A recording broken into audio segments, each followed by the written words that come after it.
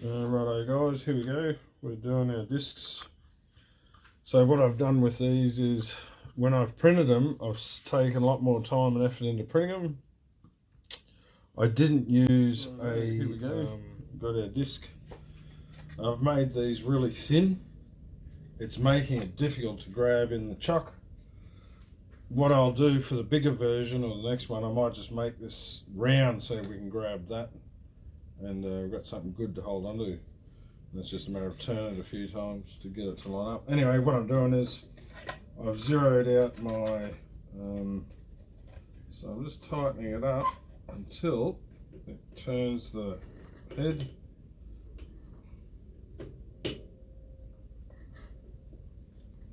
So that's turning. Check it. Doesn't look too bad. The outside doesn't look too bad. I have zeroed this cutting bit off, this boring bar, and all I'm doing is cutting it. My first cut's going to be 0.2 undersize, and then my next cut will be at 0, and I won't have to use the drill. The drill's grabbing it. So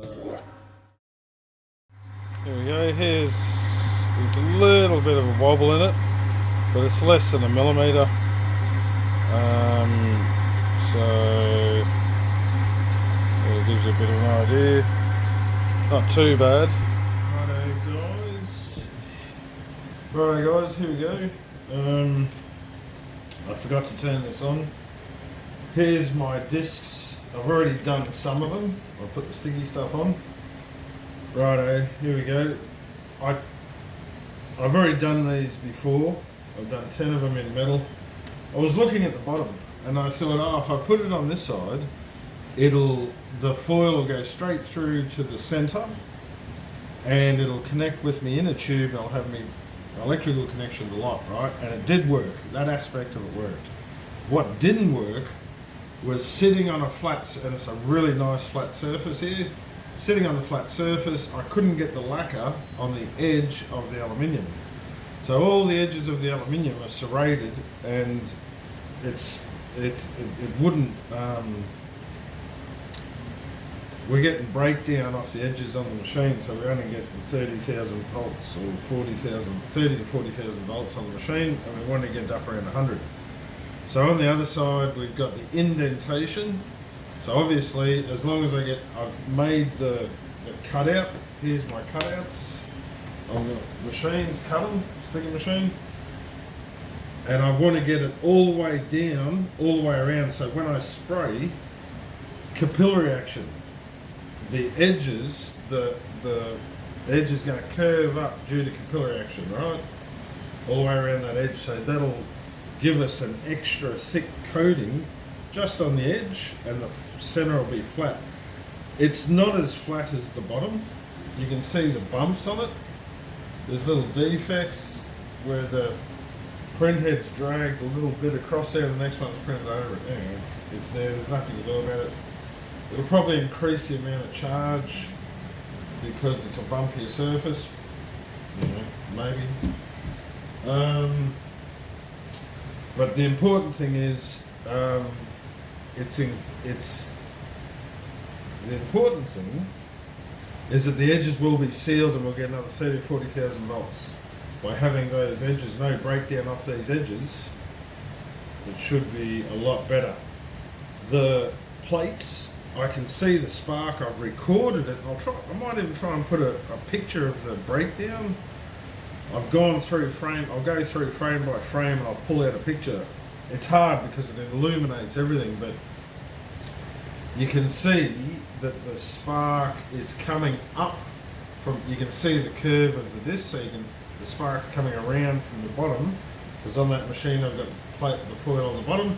And you can see the spark is coming off the disc and rolling up and landing on top of the plate. So it's coming in from the edge of the plate and landing in a few millimeters in. So I've got the one here that I want to do. Put on there. Peel him up. I've got him on my piece of plastic. A little piece of plastic here.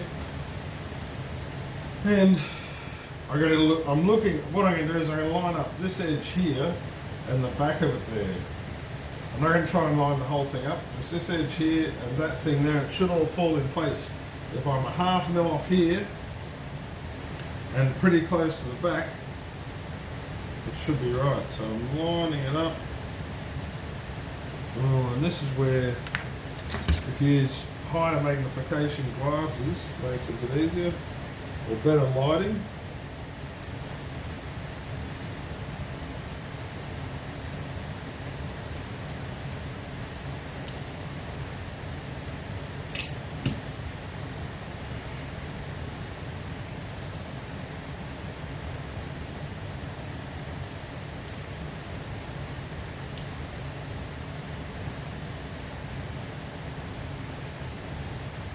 There we go. Smooth around this edge here. And, hey presto, because there's a ½ millimeter with the drawing file, because all I did was, with the cutting machine, I import the XDF file. It's exactly the right size. And go from there. And I've just lined up this edge here and the back corner there. This edge here in the back corner. And then I'm trying to push it out in each direction. And because it's a ½ mil, as long as if you do each one and turn it and set up the same line, they could all be out, but they're all going to be roughly the same place, aren't they? You can't be, it won't be more than a millimeter this way or that way, and there's a 4 millimeter gap, I think, between the plates, so between the sectors on the plate. So you got 1 millimeter, should be fine. It should. One plate will be fully zero, and the other plate will be at 100%. And then some it'll be at 105% or something, because there'll be extra around it, and at the edges will be drawn up. Anyway, we won't get into it too much. You'll work it out. Read the books. Video number 4 is where all the books, I recommend all the books to read. I see. Right, here we go. Here is one of the original discs, and what I've done is I put too much stuff on it anyway to insulate it. So redoing it. There's too many sharp edges in here. I don't know whether you can see it. How do you see that? In here, I've used aluminium foil up. I've used aluminium foil across. So each time I've got little, wherever there's a join, there's going to be a little sharp edge. Look, there's sharp edges here, there's sharp edges there. There's sharp edges everywhere. And you can't contain them all. So the change I've made, it was hard to go around a flat surface as well. So what we're going to do is this one here. We put our first pieces on, they came up under here. Now I'm going to run a ring around it so that they're all connected, but I'm not going to take it onto the top surface. So that's going to be paint. I'm going to paint around. We're back to trying to use this stuff, and it should work over a small distance, especially on the rotor. So I'm going to coat all the sharp edges with that all the way around. Wherever there's a sharp edge in here, and then the spray, it'll take the spray a lot better as well. If I see any bad edges on my disc, maybe I should hit these edges down here as well with this stuff, because when the spray goes on it, it'll give it a smooth surface and get rid of the sharp edges. When the spray goes on, if the spray goes on and you look at it under the best pair of glasses you got, and I should try them on. When you look at it, you can see, so the lacquer goes down and then the little edge sticks up. And when you get it dark and you look to see where it's leaking, sure enough, it's leaking off that point. And this is a problem, getting method of manufacture. You've got to be able to manufacture this so that every disc is the same, and you get maximum, ideally, it's hard to get above 50,000 volts. 70,000 volts is trying. 100,000 volts, I haven't gotten 100,000 volts with metal sectors. You can do it with no sectors, sectorless.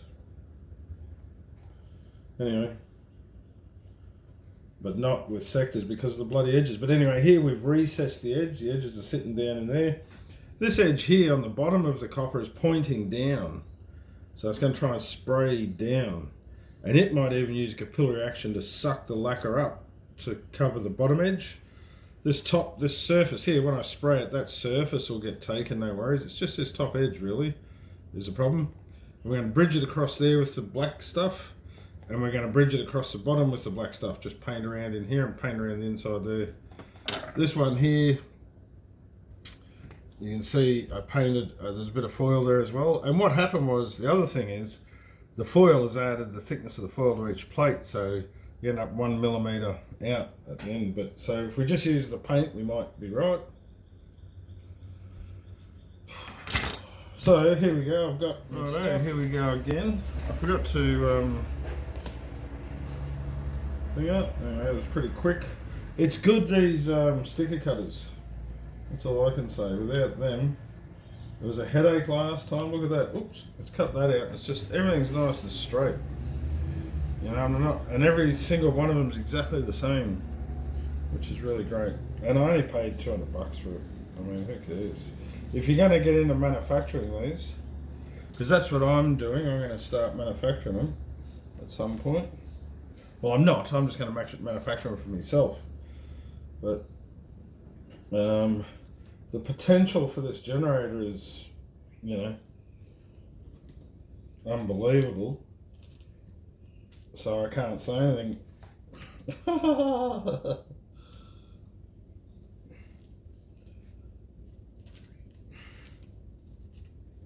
I don't know why they wouldn't. I do know why.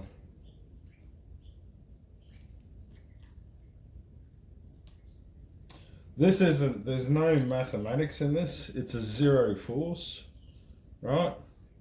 So in physics, you know, they all, and you got to understand, if you read all the physics books, one thing you should notice is a lot of them are written back in the 1700s, 1800s, even earlier. Volta and all that. Anyway, this is a zero force. So a zero force, they're not even going to look at it. There's no force on that. It's a Gaussian surface. There's no force. The force is is perpendicular. So they just, poor little brain cells. And it was deliberate. It's been deliberately hidden. Trump's uncle, if you look up, you'll see that Trump got Tesla's paperwork, and he redid this machine. He redid this generator just after 3 months after Tesla's death, and they used uranium or something. But you don't have to use uranium to. They just used uranium or plutonium or something to get a charge going, so that they didn't have to use what I'm doing, is just using a Wimshurst machine. By using uranium, then you wouldn't, oh no, I can't do that one, move on. Everyone discounted, except for the guy, what's his name? This is very similar to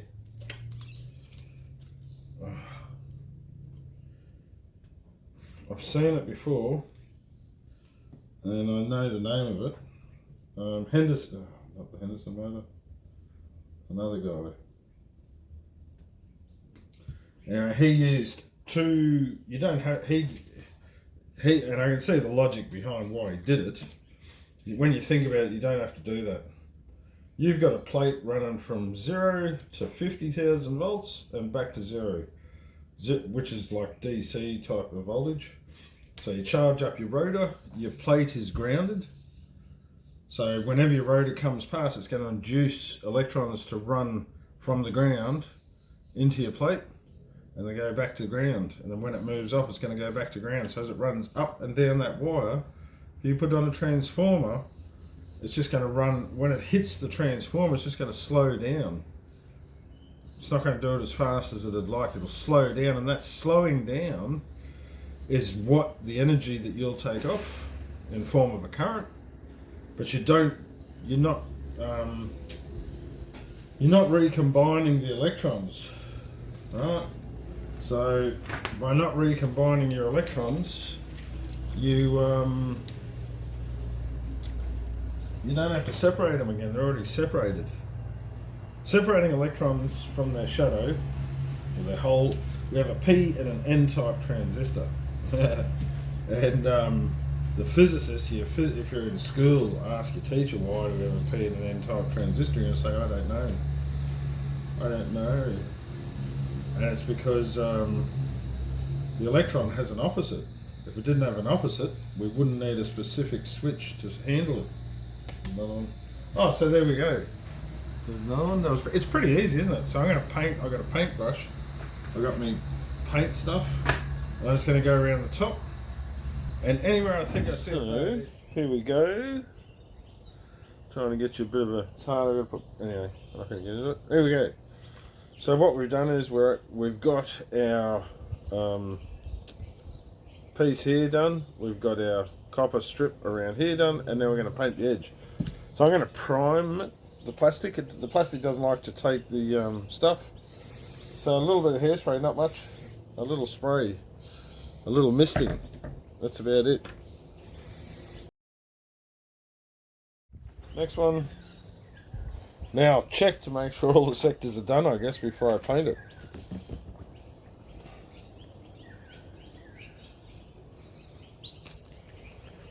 And it's fiddly.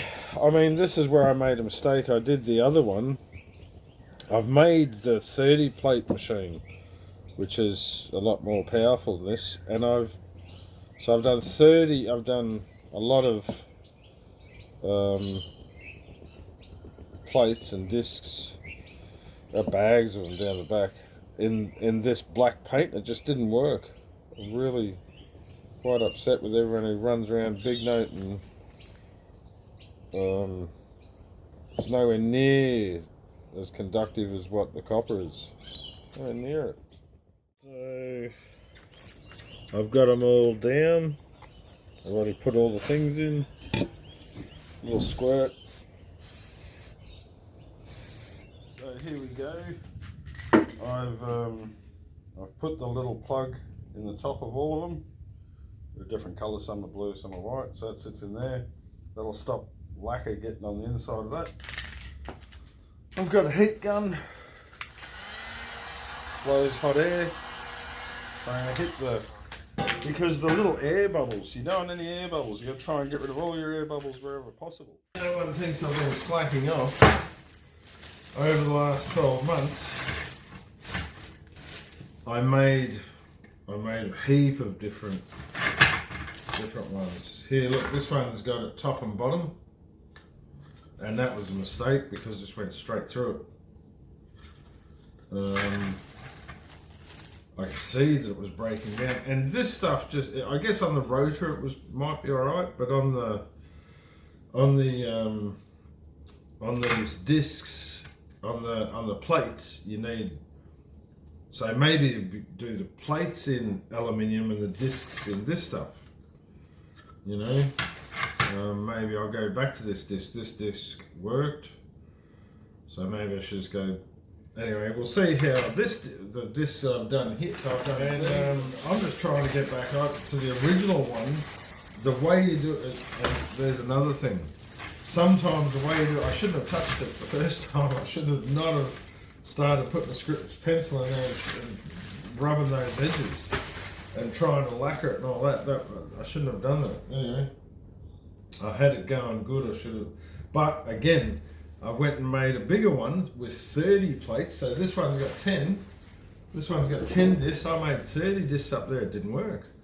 The breakdown was horrendous, and the frequency can't handle how fast the charges are coming on and off. You need zero resistance on your capacitor plates. You don't necessarily need it on the rotor because the rotor is going to charge up and that's it, stays charged. Righto, so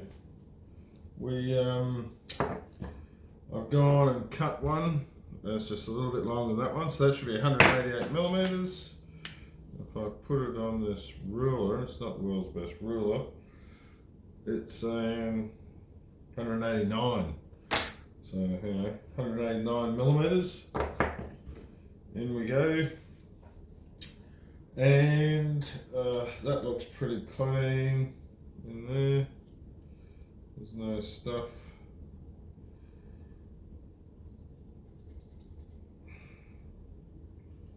Anyway, it shouldn't, there's nothing in there to make it conductive. So we got 15 millimeters, I think there.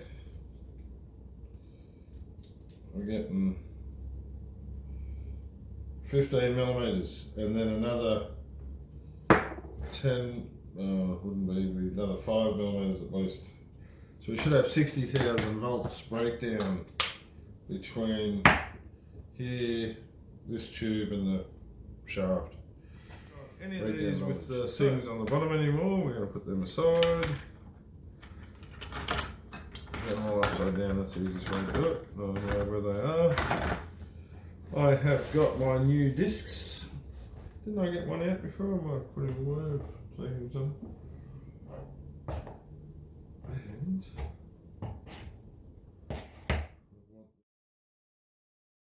this is where it comes in handy having 50, 70,000 volts on hand with one of these. You can just wind it.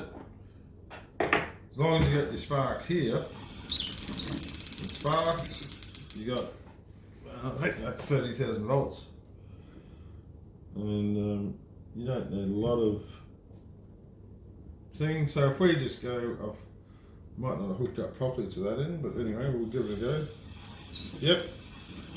You can't see it because you're over there, but it's the sparks going through here. And I could measure this breakdown gap. I guess if I put that there, it's still preferring to go through there than this spark gap up here. So it's at the spark gap up here, and that spark, no, there, that's where it's at that spark gap.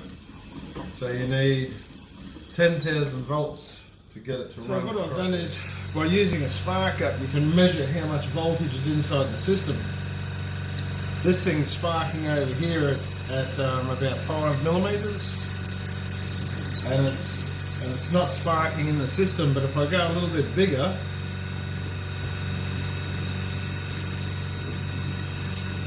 now it's sparking inside the system.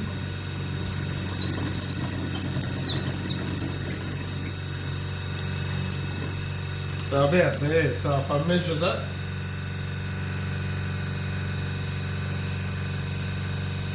I'm getting 6 or 7 millimeters.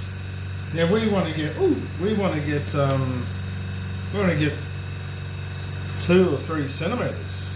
That'd give us 3 centimeters would be 90,000 volts inside the system without a breakdown. If we get 90,000 volts across this spark gap, it means the whole system's charged up to 90,000 volts and then, fell in on itself. So we'll do that. The motor's running sweet.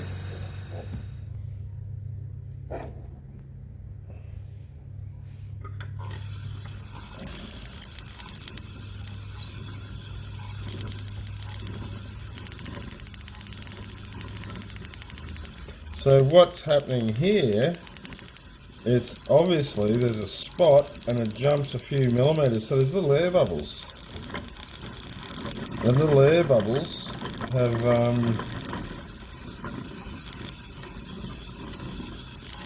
keeps going back to the same spot. So there's a defect on the surface that's creating it, encouraging it to go back to the same spot. Swap it over. Here's a plate. And join our 2 wires together. Try and stand this thing up. So you can see it. Get you back here a bit. And see if you can see it's just going to one spot.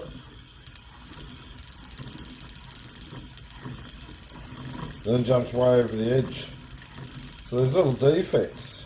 So I'm going to try a different. This is the one. This is the same varnish I used the first time, but like you just saw, there must be little impurities or little holes or something.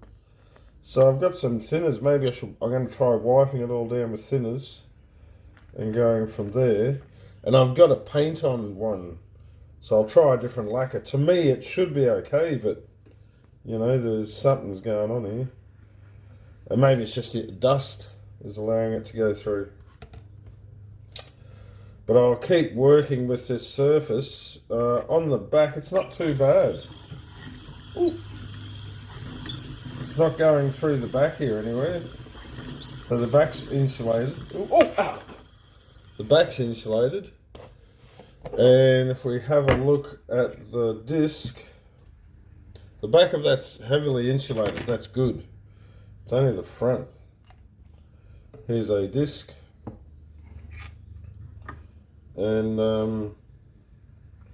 I think I'm only running about 40,000 volts here. So it'll short over here, but not there anywhere. So the back of the disc is good, except for this black stuff here. It's breaking down to that, so that needs to be more heavily coated. I've got to do work on it. It's really well insulated on this side. It's really well insulated, so I'm happy with that. So that's a good thing. We know that that'll work. Maybe it's a fact that we can get away with spraying the back, but we have to do paint on for the front, for the metal here. So, because the spray is handy, and it's all done. But yes, there's obviously holes all through this. So I'm just going to have to, it's just perseverance. Anyway, that's it. I will do this video up for, so I've done the video and I've published it on how to make these. I'm going to do the video up on how I made these, and I'll publish that because I think we're down to the dielectric, and I've been posting on websites all over the place to try, and I've been sending emails to people and trying to get onto a good dielectric with a high value. I mean, if you can get 5, well, 5 would be pretty good if we could get it going. But I mean, ideally we want 50. You know, if you could, wouldn't it be a machine? It'd mean that machine outputs 10 times the amount. Anyway, righto, so I'll do that. I will try and get onto something, and I'll work with this, and I'll publish a new video when I get a satisfactory. There's a promise. I promise you, as soon as I have a satisfactory dielectric and a method of application, I'll publish that thing. When I spray painted this, I'm looking at it, and I could swear I saw the stuff bead back from the surface, like the surface has got oil or something. Maybe my thumbprints are getting on it and leaving an oil residue. Then when I'm spraying it, that's just running off, and it's not actually coating that spot. That could be what's going on, I don't know. But I'll wipe it, I'll clean it all with thinners, and we'll do it again. I've got this paint on stuff, so I'll do one with the paint on stuff and see if it gives a better result. Alright, see you.